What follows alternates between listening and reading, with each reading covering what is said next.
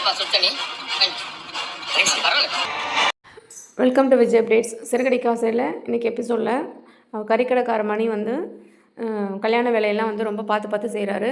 கல்யாண பந்தியில் வந்து அண்ணாமலை குடும்பத்தில் உள்ள அந்த 4 பேரும் வந்து சாப்பிட்றாங்க ஃபஸ்ட்டு. அதுக்கப்புறமே 3 மருமகளும் விஜயா அவங்களும் வந்து சாப்பிட்றாங்க. அவங்க சாப்பிடும்போது இவங்க 4 பேரும் வந்து அவங்களுக்கு வந்து பரிமாறுறாங்க.